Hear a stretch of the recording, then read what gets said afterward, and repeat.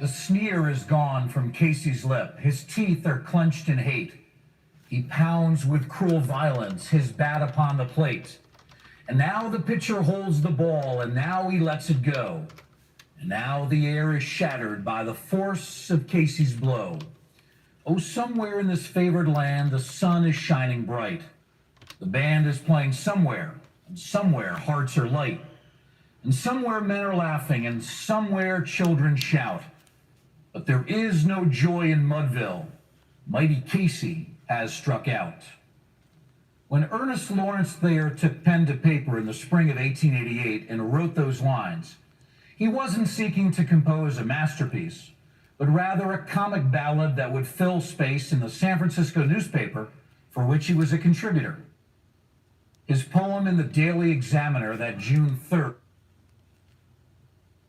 about a fictitious baseball slugger failing in the clutch might have remained lost in obscurity were it not for a series of fortuitous events, including a memorable night on a Broadway stage when famous vaudeville actor DeWolf Hopper brought the anonymous writer's words to life and theater-goers to their feet.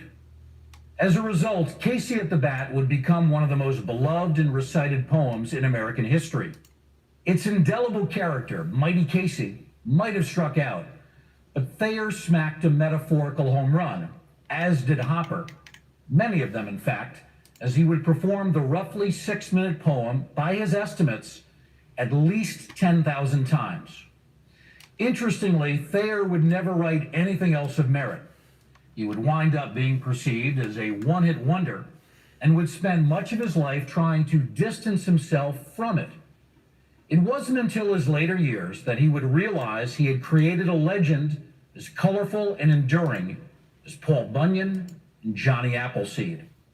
That Thayer's poem and Hopper's repeated recitations of it would achieve such popularity when it did was a powerful indication of how deeply ingrained baseball had become in our culture during the mid to late 19th century. This class will explore how the national pastime permeated and influenced our society during those booming times, and how nearly all Americans came to participate in the game in a variety of ways, often without even knowing it. Thayer clearly was aware of baseball's popularity when he sat down to write his seminal piece. While growing up in Worcester, Massachusetts, he fell in love with the game, and that passionate affair would continue during his undergraduate years at Harvard University. While there, he would become best friends with Samuel E. Winslow, the captain of the varsity baseball team. Thayer reportedly didn't miss attending a single game his senior year. He also befriended renowned psychology professor William James, who saw in Thayer a gifted writer with a fertile mind. James would know, as his brother was none other than celebrated novelist Henry James. Though Thayer majored in philosophy, he found his greatest joy in his out-of-class activities, writing the annual Hasty Pudding play and serving as editor of the Harvard Lampoon, the college's famed humor magazine. After graduating magna cum laude and Phi Beta Kappa, he headed to Paris to study French, but his time there was cut short by a correspondence from another Harvard classmate of his, William Randolph Hearst. A practical jokester, Hearst had been kicked out of the university because of his hijinks. His wealthy father, whose holdings included ownership of the Daily Examiner, turned the paper over to his son, and the younger Hearst asked Thayer to come back to the States and contribute humor pieces. Thayer agreed, and in 1886 he began writing for the paper, where most of his stories ran without a byline. In October of the following year, and continuing into December, he penned a series of ballads that ran every 2 weeks under the pseudonym Finn, which was short for his Harvard nickname, Phineas. An illness forced him to return home to Worcester early in 1888, but he continued to submit more ballads. The final one, originally titled Casey at the Bat, a Ballad of the Republic, sung in the year 1888, ran on Sunday, June 3rd of that year. It was tucked inconspicuously between two opinion pieces on the editorial page. Thayer received $5 for the poem. San Francisco readers got a chuckle from the poem, and it was reprinted in a few Hearst papers on the East Coast. It might have died there, never to be read again, even by Thayer, were it not for a sequence of some highly improbable events. Fast forward to August 14th, 1888, a day when the Chicago White Stockings were in New York City to play the Giants at the Polo Grounds. Now, DeWolf Hopper was a huge baseball fan, like many of his fellow cast members of the McCall Comic Opera Company. So about 80 of them decided to attend that day's game and invite members from both ball clubs to take in their performance of Prince Methuselah that night at Wallack's Theater. Hopper and his colleagues had chosen a good game to attend because New York's ace pitcher Tim Keefe was shooting to extend his big league record winning streak to 20 games. To their disappointment, Keefe's skein was stopped by a 4-2 loss. That night, though, members of both teams showed up in formal attire, receiving ovations as they departed their horse-drawn coaches and walked into the theater. Hopper wanted to do something special to acknowledge the baseball heroes. The day before, a friend of his, playwright Archibald Clavering Gunter, had removed a yellowed newspaper clipping from his pocket and handed it to Hopper. It was a copy of Casey at the Bat. Gunter suggested that Hopper memorize it and perform it the next night, and that's exactly what he did. Delivering his lines magnificently, Hopper built to the suspenseful climactic end. Virtually everyone in the audience was expecting Mighty Casey to be the hero and deliver the Mudville Nine to victory. So when they learned that he'd struck out, they were stunned. And yet the performance seemed somehow more powerful, more gripping with that failure finish. The theater goers paused for a second or two to digest the surprise ending. Then they rose to their feet and gave Hopper a thunderous applause. He was so moved by their reaction that he decided to perform it again the next night, and the night after that, and the night after that, until gradually it became the signature act of his career. A few years later, Thayer would see the performance for the first time during a stop by Hopper in Worcester. The two men met afterward, and Thayer, still largely unknown as the man behind the pseudonym Finn, would finally receive his due. By examining the stanzas and the audience's reaction to them, it's clear that in 1888, Americans were well aware of the drama of a baseball situation. In this case, bottom of the ninth inning, 2 men on base, 2 outs, down 2 runs. It would take a certain level of baseball knowledge to understand that a home run would win the game. The ball players in attendance for Hopper's premiere performance obviously grasped the urgency of the baseball suspense unfolding. But so did the regular theater goers. That's the important thing. Baseball, in other words, had already established firm roots in American culture. And one of the reasons for this was economic. During this era of rapid growth, Americans were experiencing prosperity like never before. Real wages rose nearly 60% between 1860 and 1890. In addition to having more cash in their wallets, members of the burgeoning middle class had more time on their hands, and more of that money and time was being devoted to things related to baseball. Hopper picked up on this immediately. The audience's reaction convinced him not only to continue performing Casey at the Bat, but also to take the show on the road in those pre-movie days when live performances often attracted robust crowds. Roughly 2 decades after Mighty Casey struck out, another example of performance art would underscore the game's place in our common culture, this time via song. On May 2nd, 1908, Take Me Out to the Ball Game would be submitted for copyright by lyricist Jack Norworth and composer Albert von Tilzer.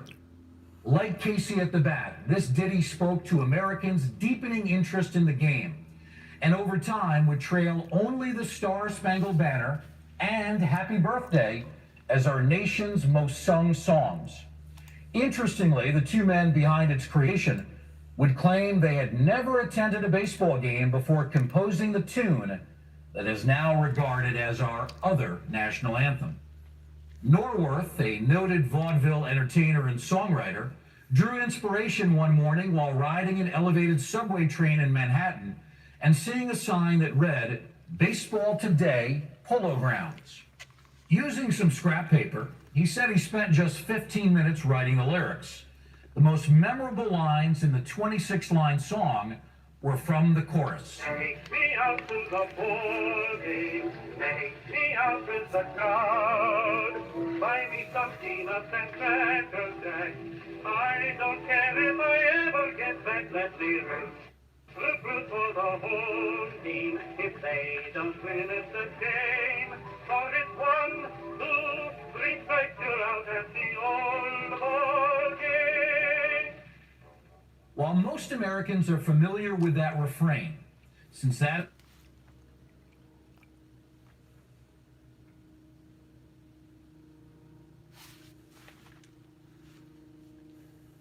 is the one that's played in the middle of the 7th inning at games, few have listened to the complete song or know the true plot. As we learned during the first 9 lines of the full version, the song is really about a strong-willed woman named Katie Casey, who is baseball mad and would rather that her young beau take her to a ball game instead of a show. This leads into the chorus, which is then followed by another 9 lines, in which we discover that Katie saw all the games, knew the players by their first names, and even told the umpire he was wrong. After scrawling the lyrics, the handwritten originals now residing in the Hall of Fame archives, Norworth took them to Von Tilzer, the younger brother of a major music publisher who had coined the phrase Tin Pan Alley to describe the New York City movers and shakers who dominated that era's popular music industry. Von Tilzer twinned Norworth's words with a catchy, waltz-like rhythm to produce what would become a memorable melody. The 2 verses about Katie Casey would bomb, but the chorus lines proved indelible. Music had been a part of the game since baseball's pioneering years, with the earliest known song, the Baseball Polka, composed by a player from the Buffalo Baseball Club in 1858. Hundreds of songs would follow, with players, fans, sponsors, and eventually well-known musicians creating similar paeans to the game. Perhaps the best known of these 19th century efforts was an 1889 song titled "Slide, Kelly, Slide," about Mike King Kelly, one of baseball's first matinee idols. As for Jack Norworth, he and his wife Nora Bays had experienced vaudeville success performing "Shine On, Harvest Moon" for the Ziegfeld Follies in the early months of 1908. Along with Von Tilzer, they believed "Take Me Out to the Ball Game" could enjoy similar commercial success, given that it was eminently singable and that waltzes and baseball had become all the rage. Its rousing penultimate line, for its 1, 2, 3 strikes you're out, gave it the feel of the popular music hall drinking songs of that era. Bays is thought to be the first to perform the song publicly, but it didn't really take off until it was recorded by Billy Murray and the Haydn Quartet for Victor Records in 1908, even though Murray did not sing on it. After that recording, the song soared in popularity, with bountiful sales of sheet music, so it could be played and sung at home or in schools, and wax cylinders, the forerunner to vinyl records. It also was routinely played in music halls and Nickelodeons, storefront theaters in which patrons paid a nickel to watch projected motion pictures. Nickelodeons often included illustrated songs in which a series of slides were used to bring stories to life, and the illustrations of Katie Casey and ballpark scenes contributed to the song's early success. Gradually, Nickelodeons were displaced by big movie theaters that attracted audiences to view silent films on large screens. But even in these theaters, "Take Me Out to the Ball Game" was often played with visuals to kill time while projectionists changed reels. Interestingly, the song's reference to Cracker Jack, the gooey, molasses-coated mix of peanuts and popcorn, would have the unintended consequence of making a popular snack even more popular. It also showed how consumers' passion for baseball could be exploited to convince them to purchase goods and merchandise, yet another sign of how influential the sport had become. A yet-to-be-finalized form of the candy debuted at Chicago's first World's Fair in 1893, though it wouldn't be registered under the name Cracker Jack until 3 years later. It wasn't sold at ballparks until around 1907, a year before Jack Norworth wrote his famous lyrics. The decision by company owners to peddle their product in ballparks, coupled with Norworth's free advertising plug, reportedly contributed to skyrocketing sales. To find another sign of baseball's commercial clout, we can also look at the relationship between beer sales and baseball. For example, in 1889, two of the Diamond's brightest stars, Adrian Cap Anson and William Buck Ewing, posed for a colorful lithograph for Ian J. Burke, Irish distillers, brewers, and bottlers based in New York City. That the company would seek players to promote their product made sense, given this was a period when the consumption of beer and ale was becoming America's second favorite pastime, trailing only baseball. Anson, the first player to accumulate 3,000 hits,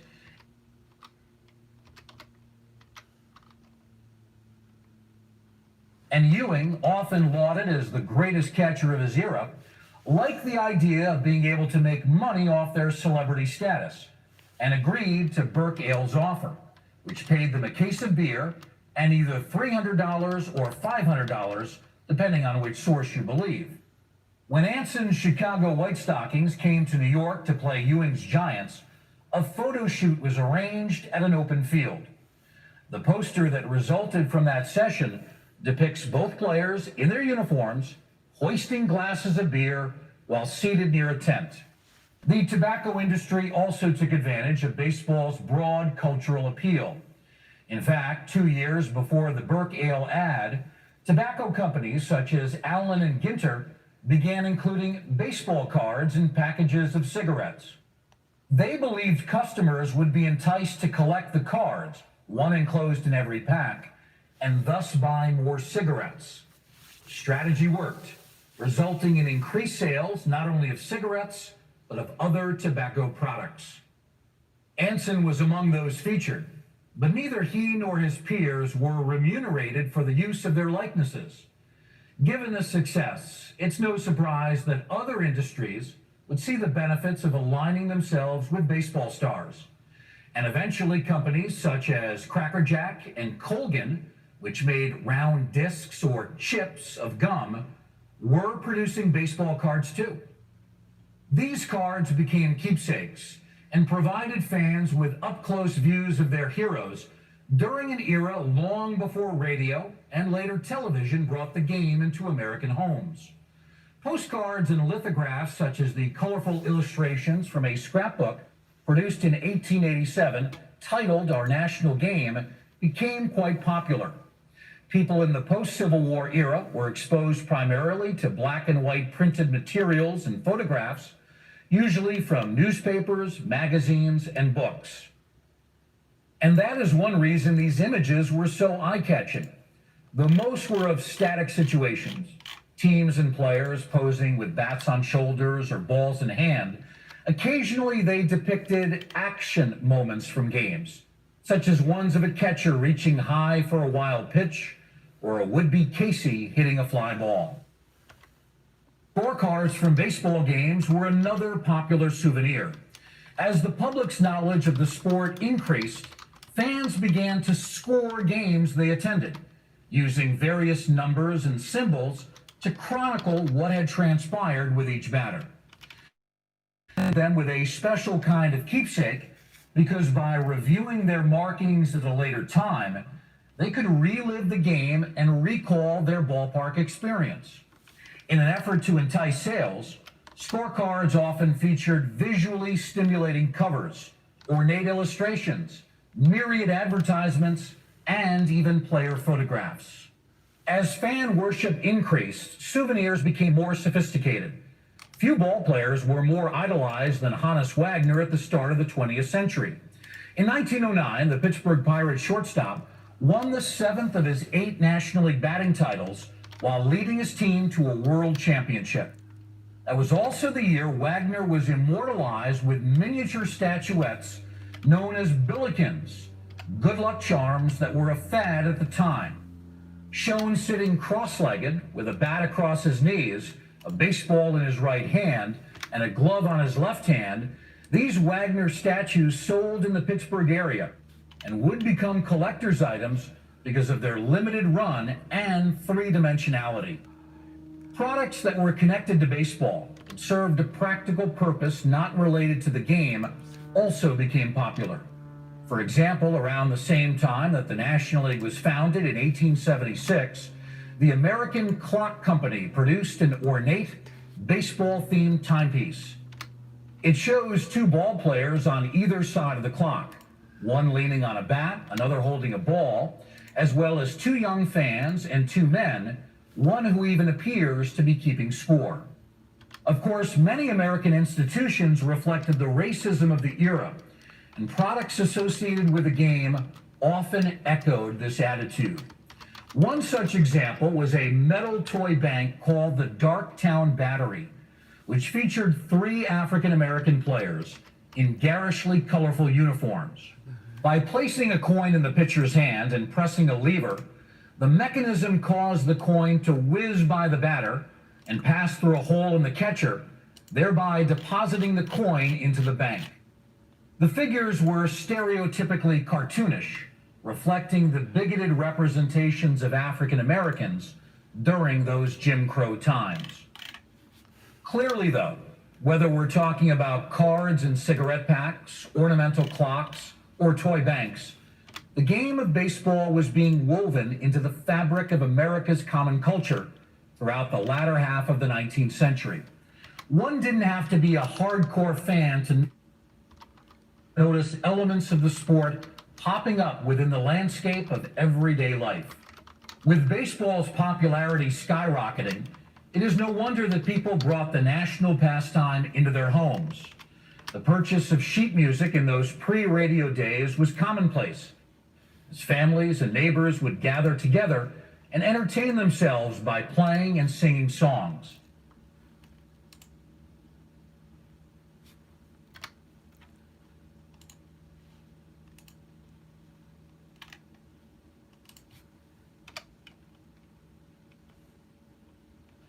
I've already mentioned the 1858 song Baseball Polka. Well, the sheet music for an 1867 song with coincidentally the same title featured a colorful but somewhat confusing illustration of a ball game, with not 1 but 2 batters on the diamond and a pair of fielders apparently facing off for a fight. As for the music itself, various portions of the composition were given baseball-themed titles such as 2 Strikes, Running Base, and Out on the Fly. Baseball themes also worked their way into board games. For example, Milton Bradley produced a game called Parlor Baseball in 1878. The game featured a spinner which randomly selected one of nearly 200 different scenarios, including out at third and home run. Participants kept track of their base runners by moving checkers around a large board illustrated with a baseball diamond. Soon, other companies, big and small, began to flood the market with their own versions of at-home baseball games. In 1913, the National Baseball Playing Card Company would combine the popularity of such parlor games with the growing interest in baseball cards, releasing a deck in which over 3/4 of the 52 playing cards featured photographs of major league players. Each card also listed the outcome of a baseball play. For example, if you drew pitcher Cy Young's card, you would be out on a foul fly. But if you selected catcher Red Duan's card, you recorded a hit. Participants would shuffle the deck after each inning and keep track of games on score sheets. As baseball gained a foothold in homes across the country, its influence on our language grew. While Bush League was and is a term synonymous with minor league in baseball, beyond the diamond, it has come to mean something or someone who is unsophisticated. While the batter takes his position by stepping up to the plate, Americans have embraced the term to mean taking responsibility. And of course, baseball's home run has become part of American vernacular as meaning a major success. But the connection between baseball and language ran deeper than idioms and jargon. 19th and early 20th century wordsmiths helped grow the sport, not only through reporting games and other baseball news, but also through baseball fiction. Noah Brooks was best known as an early biographer and close friend of Abraham Lincoln.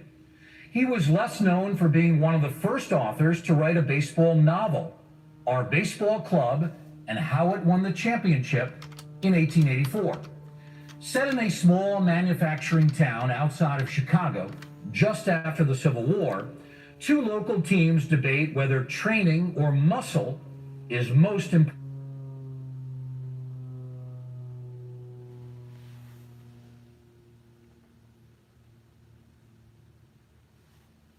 for building a title team.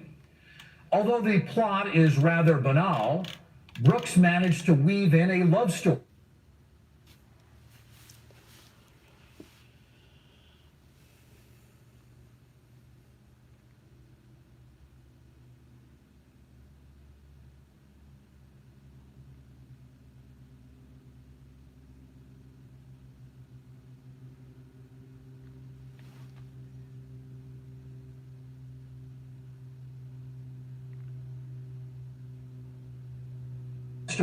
While also exploring some interesting cultural aspects of baseball in 1860s America, including the role of women, post-war anxiety, and the game's growing gambling problem.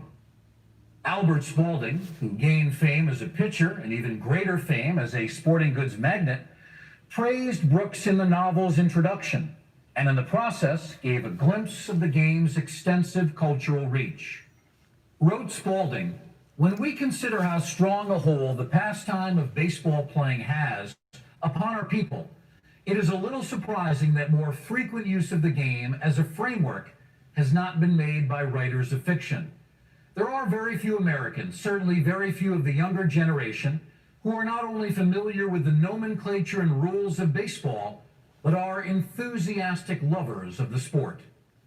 One of the earliest children's books to parlay baseball as a teaching tool would be published a year later.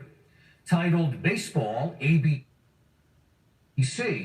it presented the alphabet through baseball illustrations and a series of rhymes as young readers worked their way through each letter.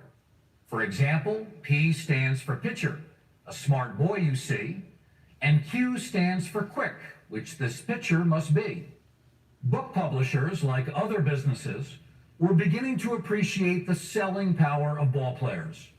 During the first decades of the 20th century, pitcher Christy Mathewson's baseball prowess, good looks, and integrity helped make him a real-life hero who transcended the game.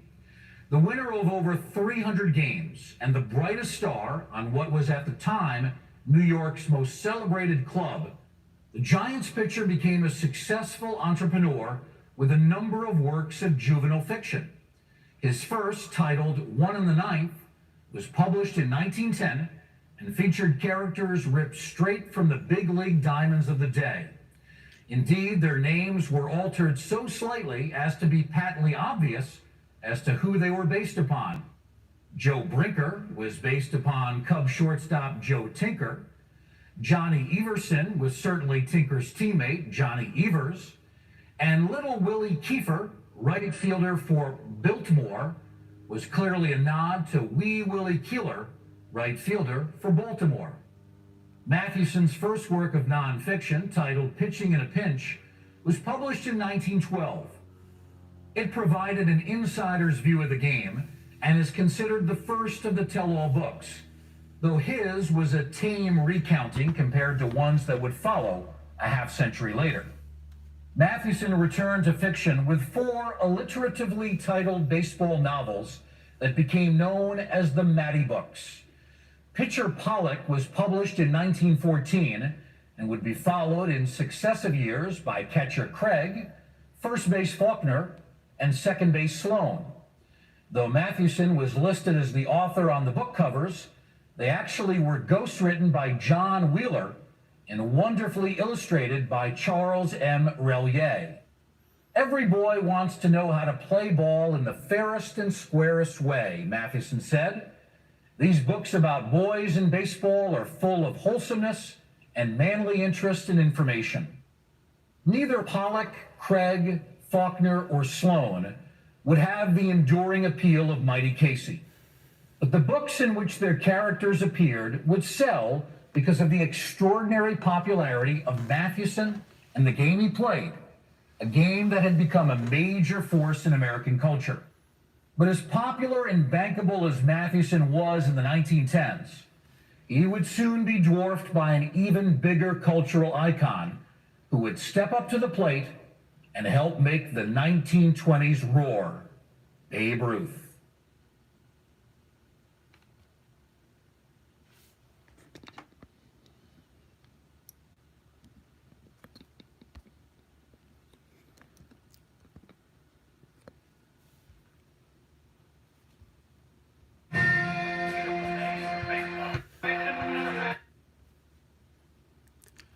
All right, this is Donald Blomdahl, Hall of Fame veteran sports cards and collectibles, coming to you live from Arlington, Washington.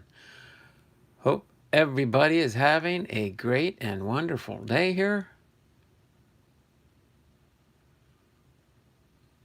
And hopefully Bibby showed up, and he did. I was going to give you a text in a little bit saying I was going to check and see if everything was okay. New furniture just arrived. Left out right when I went live. Your new furniture arrived, huh, Bibby? That's interesting. Things do happen. Things do happen. That's for sure. All right. Well, we are going to get ready to continue on with not much, but what I do have left. I'm going to do some general chatting in the channel here. As you can see, I don't have any other content to share today. I'm totally empty. I'm totally empty. Kevin's card collecting and more is in the house. How you doing here, Kevin? Thanks for popping into the stream here. I figured you were probably maybe lurking in the background. I figured you were probably lurking in the background somewhere. Didn't know for sure. When I first started earlier and stuff, it was just me and FJ the King for probably about the first 15 minutes, I think. So that was a very interesting start to the day. I was like, wow, am I getting that boring that nobody's going to show up anymore? And then all of a sudden, of course, Cardinals fan jumped in and hopped back on board as a channel member. So I can see the icon there. Not too bad. What is this? Today's the 7th. So it took Cardinals fan only 1 week to jump back on board the bus. You'd think you'd do it on the 1st of the month. That way you get a better choice for everything. You're included in more things when I start doing my channel member and Patreon member posts. Possibly starting next month. I want to try and set up everything and put it in place. Package ships in the morning. Been so busy. Oh, no problem, Bibby. We'll just go along with this week. This week's almost done. Today's Thursday. Going to be a short stream today with no other content to really go over, but I do have plenty of other things to go on. At least it is not raining outside. I can hopefully go outside and take my outside Christmas lights down. My wife keeps bugging me, when you going to take down the Christmas lights? When you going to take down the Christmas lights? And I'm like, Well, maybe I'm not done with Christmas yet. Bibby Bobka's buying me a cup of coffee, it looks like.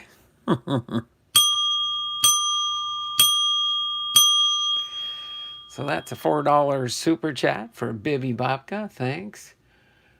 Bibby, did your package arrive yet? Kevin's asking you if his package, I guess, arrived to Georgia yet.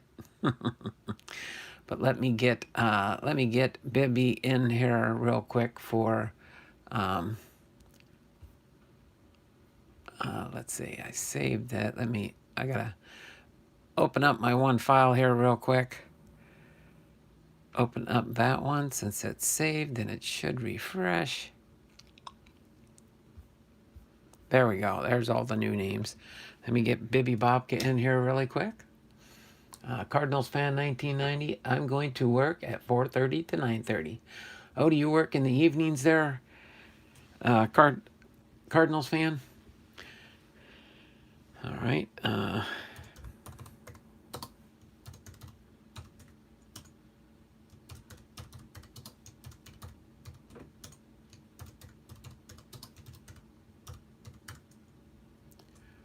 Oh, wait a minute. I'm putting the wrong one in there. This is Bibby. I forgot Bibby and John's go to Dearman.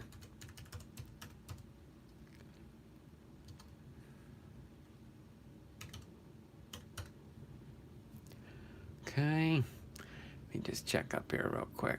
I think I probably got some other Dearmans up here. Let me get 3 more of these up here so I don't have to type them all.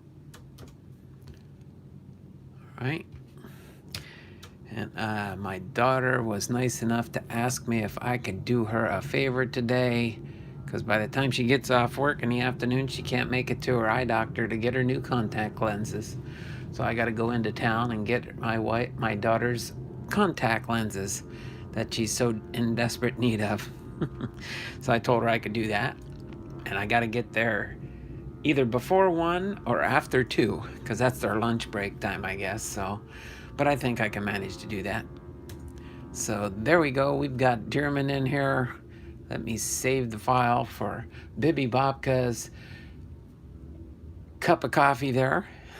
Appreciate that, Bibby. You didn't have to do that. Just give the prize to Dearman. He has 99.9% of the chances. Laugh out loud. Oh, yeah, I think Dearman's on here quite a grunch of names, that's for sure. I think starting next month, I'm just to make it look better on the wheel and stuff. If those that win the monthly prize want to donate it, I will let them make a determination at the time when they win if they want to donate the prize to somebody else. Okay? That way, the people that will get recognition for the super chats in the wheel will do it that way. So if, like, say, Bibby Bobka gives a $100 super chat, just being facetious here, then he would get all 100 entries. Of course, that would fill my wheel. I can only have a max of 500 names on the wheel. And I've already gone and maximized my wheel. So if I have more than... Can you imagine having that many there? If I win next month, I will donate to Cynthia. Oh, so that means I gotta probably... she won't want any baseball cards or anything, so I'll have to take her out for dinner. Thank you there, Cardinals fan, for another $1 super chat there.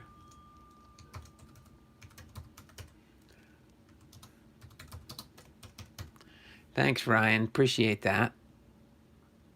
You already became a channel member today. You didn't have to donate again. But that will give you another entry in the drawing. 499 to Dearman and 1 to John. Well, I noticed your play of words there, Kevin. I noticed your play of words there. That means Dearman would get all 500 entries, huh? Steak and potato. Dearman gets my entries. Yeah, I know he gets your entries. You and Bibby both had decided for the month of January that you were given, and I don't even know for sure what I want to do for my prize this month for sure. I think I have an idea what I might do. It's just a matter of getting it all figured out in the long run. Okay? So, this month is one of your mantles. Well, I don't have. I could give away a Mickey mantle, but it's not going to be an old one. That's for sure, because I don't have any old ones. I wish I did. I wish I was that kind of a collector. Bibby probably has some older Mickey mantles. I would gather, but I don't know. How about getting the winner the complete Justin Bieber set? Oh, there we go. I can do that. I'll have to put some extra entries in there for Kevin so that he can win. And the way his fortune goes on my channel, he probably would win the Justin Bieber set. So, best case scenario here, I'm going to say that we will probably go to about 11 o'clock. And then I'll go ahead and wrap things up for today. I'll go to my hour mark, which means we got about 18 and a half minutes to go to just chit chat in the general chat here. And then I got to work on organizing my space here because Kevin remembers what it looks like before. And if you came back here on vacation again to visit me, Kevin, you would notice that I'm rapidly running out of room in this room. Did that make any sense? I'm rapidly running out of room in this room. I got to try and figure out how to push some product out the door so I have more space so I can move around in here. I'm running out of space rapidly, and I haven't even got to some of my other content I want to eventually get to. But you know, it's fun what we're doing. We're having a blast, and we're enjoying the channel. Donald, sending you a package next week. Oh my word, John's finally going to send me a package. Well, at least I'll have more content for the channel. Yeah, Donald needs a new office. Yes, I do. Donald needs a new... I will take the overflow, Donald. It would be a lot of commons. That's what I want to get rid of, is a bunch of commons. How many cards fit in a large flat rate? Well, it just depends on what flat rate box you use and how you package the cards. But I will say, out of experience, if you pack a flat rate box correctly, kind of like those ones I'm doing the searching for gems in, I would say you could fit close to 5,000 cards in a flat rate box. That's the extra long, the game board boxes. So there's two large size flat rate boxes, the long skinny one and the extra long skinny one. So if you put the cards in those type boxes the right way, and probably for one of my prizes, I will probably do that. I'll just go through and throw a whole bunch of cards together and just send a mix of stuff to somebody after I've double checked and sorted through. 45, I don't think, no, it's not $45 for a flat gaming box. The flat rate gaming box is a large flat rate box. So it should be the large flat rate box rate, which I think he meant $4,500. Oh, you can fit 4,500 cards in a flat rate. I think it's probably closer to about right. Yeah, maybe not quite 5,000. And then 3,800 cards for, and I think Bibby has some good experience on that, but I know, I don't know, I'd have to count up this box. The skinny flat rate box, you're probably right, it's probably closer to 4,500 cards. That would be probably a little bit more accurate there. 5,091 FLIR coming your way. If I know that's on the way, John, I'll probably just refuse it and have it come back to you, okay? I'll just refuse it and have it come back to you. It'll be priority mail, so free return shipping is not a problem. I'm just kidding. I figured you probably were there, John. Okay, so we've got. Let me turn the camera around so you can see me instead of my empty brake mat here. So I am here. You always hear me in the background, but you hardly ever see me. Oh, what is Kevin's address? I'll put it on the return. You'll put Kevin's address on the return so that then when I return it, it'll go to Kevin? That's fun. That would be interesting. So let me just tilt this down a little bit. And yeah, you can see this is my new shirt, my new Seattle Mariners shirt I got from my daughter. Okay. John gave me $1 super chat. Okay, let me get this in here. Let me get John's entry into here for Dearman. So Dearman gets another entry.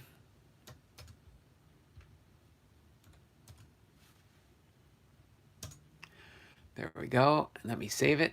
So now I've got Dearman in for yet another entry for the January 2021.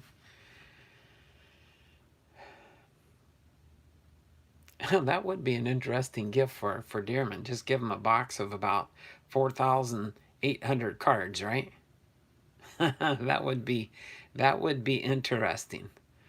And it would be real easy to box it up. It'd be one of those long boxes I was searching for the gems and pulled all those nice cards out of and stuff. I'll just package that up and send that out as a prize. That's what I could do. That's what I could do. Oh my word, I got a new channel member. Bibby Bobka just became a channel member.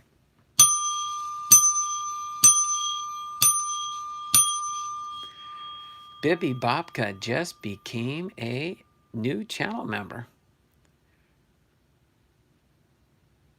So let me get him included in here. Hold on a second. My computer's acting up now. But yeah, you can see that. You're a bad influence, Bibby. Well, eventually a bunch of people, oh my word.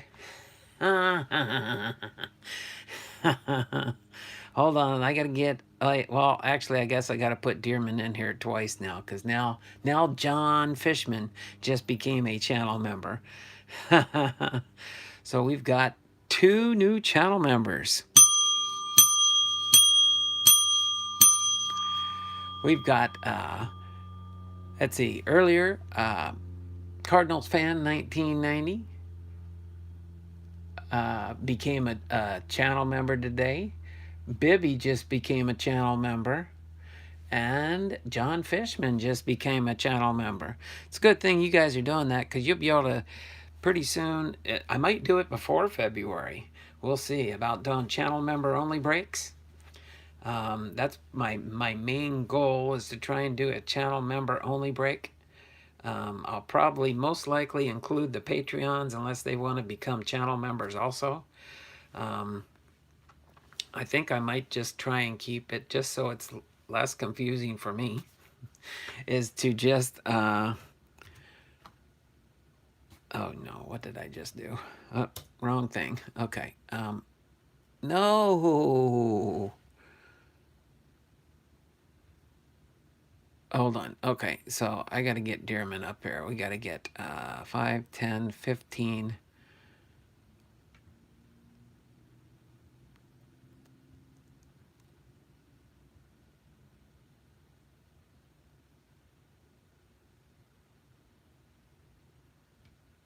Let's see.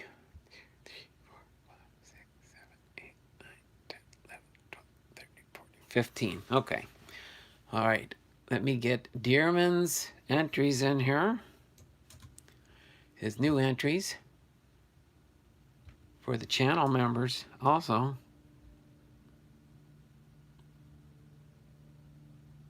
Wait, no. Actually, let me get that on there. And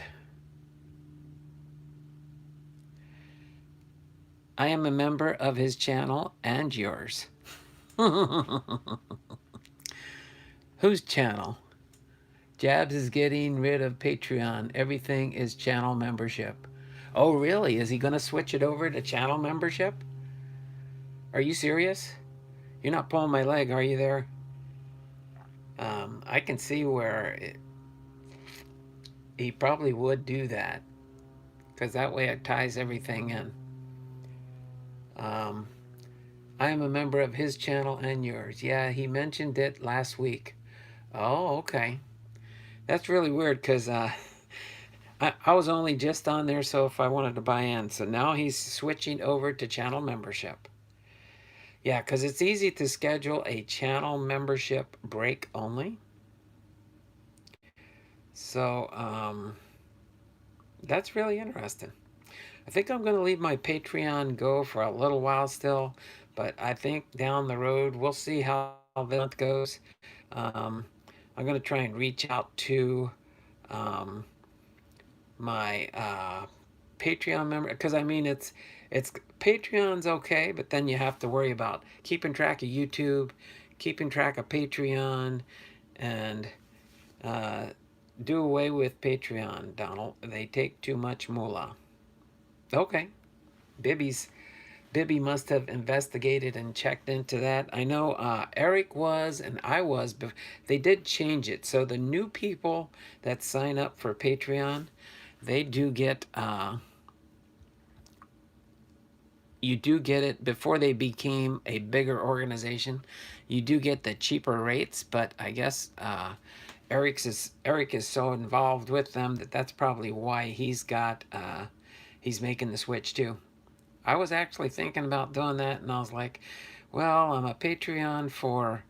But you know what? Ethan should probably do the same thing. If Ethan does the same thing, I'd have no reason to keep my Patreon. So I think I'm going to do it that way. Because then it's less confusing. Then you can do everything in your YouTube channel. Now, where it comes in handy, I think, for Patreon would be people that do not have... are not monetized on their channel. Then they can't have channel memberships. But once you're monetized on your channel, you can do that. Surprised Eric doesn't get rid of Patreon then. Yeah, that would be interesting, but thanks for that information there, Bibby. Appreciate that. I prefer only YouTube memberships. I like it all on one app. Yeah, it does make sense. And then, you can look at your channel, you can see who your wrenches are, you can see the people that are members and aren't members. So, and then once you're a member on somebody's channel, it's easier to say, okay, yeah, they're verified. They already subscribe to my channel. They're already a channel member. And that makes so much sense. It's always nice to have extra feedback. So we've got about 6 more minutes here. Let me move back into the chat here on my computer. Let me just make sure. I can't remember if I saved that or not. Get back in here. So there we go. We got Bibby Bobka, John Fishman, and Cardinals fan 1990. And then also we've got Lucky Lucky. I haven't seen Lucky Lucky. Has anybody seen Lucky Lucky around the channels? I haven't seen him in such a long time. I went to the chiropractor today. It was $40 for 3 minutes of adjusting. Oh, you're saying you picked the wrong career. But then if you need your adjustment, you can't do your own adjustment, can you? Makes it a little bit. Socializing with Sonia. How are you doing there? Socializing with Sonia is in the house. She's another channel I support. I'm working with her, trying to see if we can get her monetized. Make sure she needs a lot more subscribers, but make sure you check out Socializing with Sonia. And if you do jump on her bus, she will be sure and share your channel out when she does that. I know the first of this year she had shared out my channel. Hoping to try and get some more subscribers. I'm up to 1.135, I think. I know on the in the window down there for my channel it just shows the 1.13, and I've been there probably for about a year. I've gotten a couple subscriptions here and then lost a couple subscriptions there. It's just on again and off. Yes, I do need more support. Thank you. No problem there, Sonia. Thanks for popping into the stream here. All right. I will send photos of new furniture later today. Wow, Goodwill was awesome today. Oak furniture. Oh, baby. Goodwill delivered it to your house, did they? What'd you do? Go to Goodwill and find some good furniture? Oh, baby. All right. So yeah, I'm going to go about another 3.5 minutes here. Yes. He says yes. Oh, and then John says, I am a Salvation Army fan. Hey, John Fishman. All right, if any of the moderators out there could do me a favor, it's a little bit harder when I'm on my channel here, but if you can put Sonia's link for her channel in there, I'd appreciate that very much. And with the name like that, it should be easy enough to find Sonia's channel and then drop her link in the chat there. That would be much appreciated. Only have about 8 people watching. We got 8 thumbs up, not quite, and double digits. There we go. Thanks, John. Appreciate that. There you go. So John has put Sonia's link in the channel there. I'm on phone can't. Oh, that's okay, Bibby. John took care of it for us. All right. So if you all out there get a chance, go ahead and hop on Sonia's bus. I've been subscribed to her since last year, and as of today, I think it was last night or this morning, I've caught up on all of her content. So I'll wait until YouTube clears your buffer when I go there and I see that it shows I haven't watched it. Sometimes it might take up to a year before that, and then I'll watch all your content again once that takes place. What's this Cardinals fan saying? New York Mets, Francisco Lindor and Carlos Carrasco, Cleveland and Ahmed Rosario, Andres Jimenez. I don't know what he's saying there. Hush, hush, hush. That fuss, everybody. Move to the back of the bus. That's okay. Hopefully you can get a few new subscribers there. I can say subscriber when I'm talking, but they don't like it when you type it in the chat. That's why we say just hop on board their bus. Okay? So just wanted to say that, and here in a minute, I'm going to do my signature goodbye and get ready to sign off for today. But Sonia, I do appreciate you being here. It's always nice to stay in a stream for at least a few minutes. Looks like we've got 7 watching and 8 thumbs up. 8 thumbs up. So if you haven't given me my thumbs up in the stream yet, please don't forget to do that. But other than that, I don't really have much else for today. Like I said, I did not the short bus. Yeah, I know. I didn't stay on long. But I already work. You already at work, Derek? Cardinals fan? Bye, all my muscles have arrived. Okay, as far as moving your furniture around, John thumbs up is the first thing I do while the ad is running. Thanks, Sonia. Appreciate that. But yeah, today was just an off day. Probably too many things going on, and Bibby's got the thummies up, thummies up. You take care of Bibby. Hopefully they get your furniture moved where you need to put it in the house. I think he meant seafood. All my muscles have arrived. All right. So it is 11 o'clock. I'm just over 60 minutes. Thanks for the two new channel members that joined today, for Bibi Bobka and John Fishman. I really appreciate that. For Cardinals Fan 1990 for renewing your membership in the channel. I really do appreciate that also. And so that puts my channel membership up a little bit. Really appreciate that. What would really be nice is if I get my channel membership up to $100 eventually, then I know I would get my monthly payment from YouTube on a more regular basis, along with my AdSense for my channel viewing and commercial watching and stuff like that, and super chats.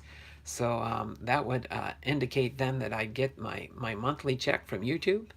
I've only gotten I got 2 checks from YouTube last year, being a monetized channel all year long, and didn't quite make it in December to get my 3rd check, but I should get an early check here this year to get my first check for 2021.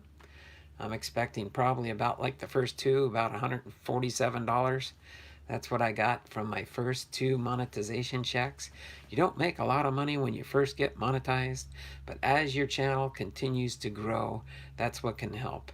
And how do you grow your channel? By creating new content and having more people returning and watching, giving that thumbs up. And one of the things that does help out too also is going to people's videos and liking the video once it's loaded up and leaving comments. It helps to leave comments so much, not just in the live stream, but when the video posts up. Make sure if you get a chance, go back to this video, leave a comment in there. Every time someone leaves a comment, I will always respond to all the comments on my channel. Okay, each and every morning I go into my channel back office and look for comments. It'll just show me, the comments I have not replied to. So I do that each and every day when I get up first thing in the morning, is check to see if I have to reply to any comments. Will you watch the 1955 top set break? Who are you talking to? All right. But we are over that. I got to get definitely to my daughter's eye doctor probably before about noon. So I'm going to get ready to... oh, is Eric doing a 1955 break tonight? I might have a chance to do that. We'll see. I got to go to it. I have a church business meeting tonight with the pastor and our deacons to discuss the new budget for the new year. But I'll see what I can or what I'm able to do before I depart for that meeting at 7 p.m. tonight. So everybody have a wonderful and blessed day. It's been a blessing being with you on this day. Tomorrow we'll be doing Hall of Fame, and tomorrow's Hall of Fame sneak peek is Luke Appling. We'll be doing Luke Appling's biography. I'll see if I can find some cards in my Hall of Fame holdout, my Hall of Fame sorting boxes, to find Luke Appling, and we will do his biography for sure. If we get any family mail call packages in, we'll share those as they do show up. So other than that, this has been Donald Blomdahl, Hall of Fame Veteran Sports Cards, having been with you this Thursday with our baseball and our common culture. So if you didn't see the first part, go ahead and go back and watch the replay. Where this was lecture number 17, so we have 17 more lectures to finish this series off, and then we'll find out what the new Thursday series will be. Probably early March is my guess, or the end of February. So take care, Lord bless you, and have a wonderful and blessed day.